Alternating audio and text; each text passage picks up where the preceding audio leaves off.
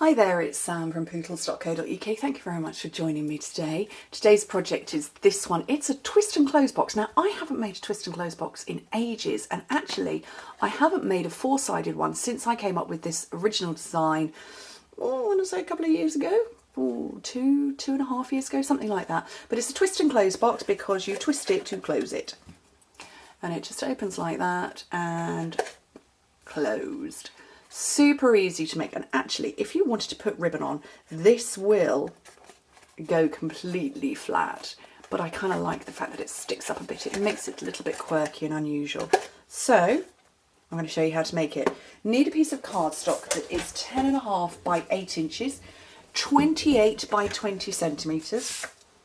I'm going to go along the long side at 2.5, 5, 7.5 and 10 inches, which in metric is, let me just move that off my notes, 6.5, 13, 19.5 and 26. And you need to put in little marks at the top at 1 1/4. So we're not scoring, we're just putting a little mark. 1 1/4, 3 3/4, 6 1/4 and 8 3/4. And in metric, 3 1/4, 9 3/4, 16 1/4, 22 1/4. Okay. And then turn it round and score it at 2 inches and 6 3/4 of an inch. And you need the 6 3/4 of an inch mark to be close to these little marks here. So that's 5 inches, 16.8 centimetres. Sorry, metric folk, it's a slightly quirky one. Okay, so I'm going to turn the end of my take your pick tool because I want the thinner end, and what I'm going to do is this little mark here, I'm going to score from there to there. I'm not doing both sides, just one direction, okay, like that. And you'll see when I'm done.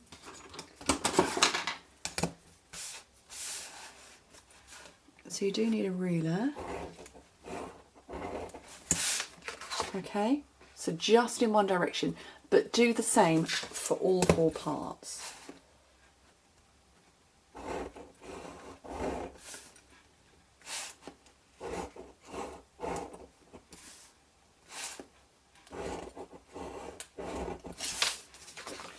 So they're all done. That's it. That's it for the scoring.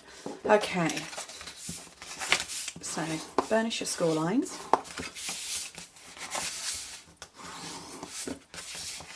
Don't worry about those diagonal lines for the moment. We'll come to them in a second.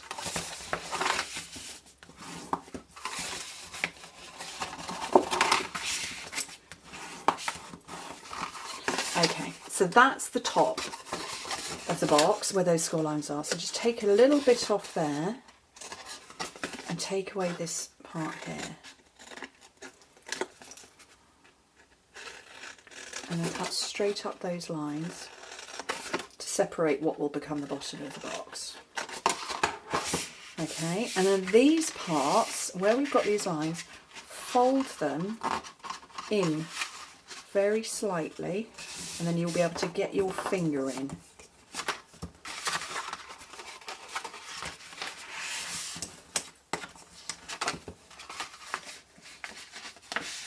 There we go, start gently and then work up.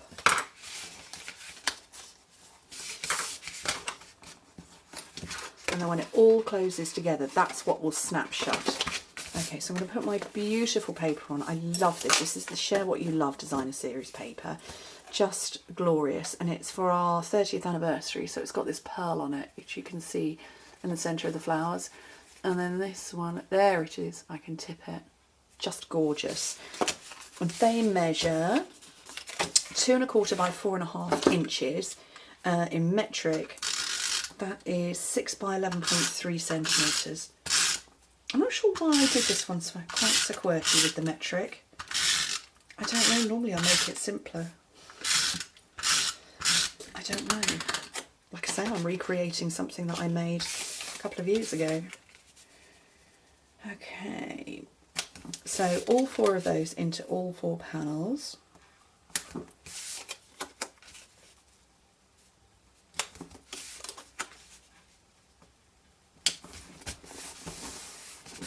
That's all down. An adhesive down this part.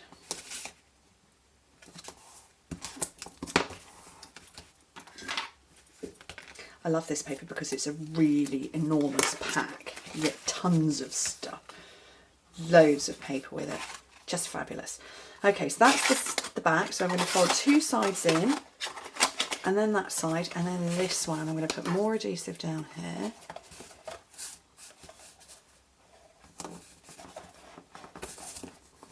Oh, unravel the roll. And bring it round.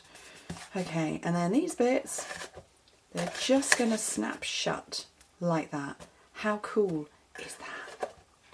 Love it. Bravo. Right, little bit of stamping.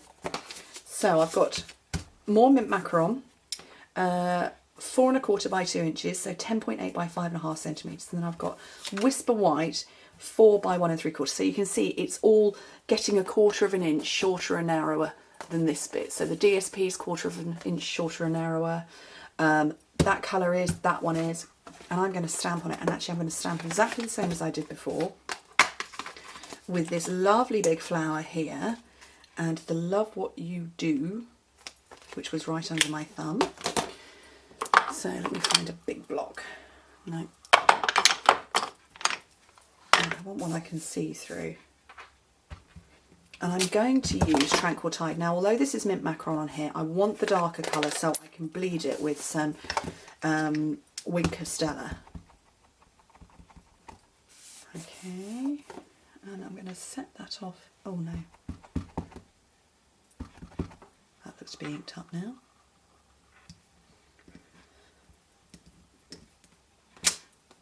On there, so it's nice and dark, and I've got this one out ready, a block. Love What You Do up there, and I've got my Wink of Stella here. And because this is quite a dark ink, and yes, I'm doing green and I'm making green flowers, but you can start bleeding out the ink. You can do it with the paler colours, but it works best with the darks. So I've gone for this dark cluster of green there. Let me put this on autofocus for a second and bring it up so you can see it. If I take it out of the spotlight, so you can see what I've done is I've worked with this dark bit here and bled the colour up, but it will also twinkle as well. So I'm just going to keep working around all of those. If you don't have enough depth of colour, I'm going to give you a little tip of what I do. And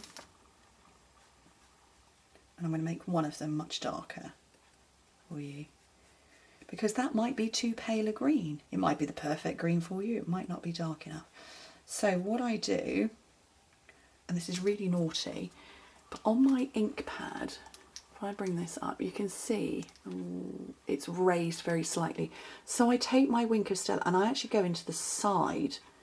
I'm not going onto the top, I'm going into the side, and I've just picked up a little bit of colour there, and I can darken it. And what I do is I go into into the side of it. I'm not going onto the top because I don't want to leave glitter on the top. I'm just going into the side and picking up a bit of colour, because it's foam, you see. Or you could, you know, I've done this before, you could go like that and pick up a bit of colour there, but I tend to cheat. Actually, that's making it a little bit too dark for me. Oh well. In for a penny, in for a pound. So there we go. Clean off your Wink of Stella brush. Job done. And to clean this, if you have gone like that, don't go straight into your stamping scrub. Clean it on your mat or a tissue first. Whoops. And then clean it up on your stamping scrub, and you've got a nice clean block again. So let's finish this off.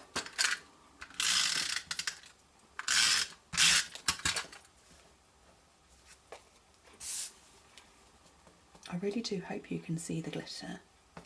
Oh, it's ever so pretty. Wink of Stella. If you haven't got it in your craft box, get it, because it's brilliant.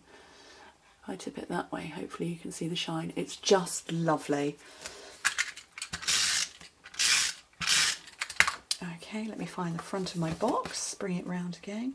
And like I say, I've designed this so that you've got an equidistant border all the way around. And there we go. Twist and close box. 2.5 inches by 2.5 inches. Can't remember what the length of it is. Oh, I'm looking at the wrong measurements, that's why. 2.5 by 2.5 by 4 3/4, which is going to make that about 12 centimetres-ish. Something like that. Anyway, I love it. I just love these twist and close boxes. I might make some more. Anyway, thank you ever so much for joining me. Hope to speak to you very soon. Bye.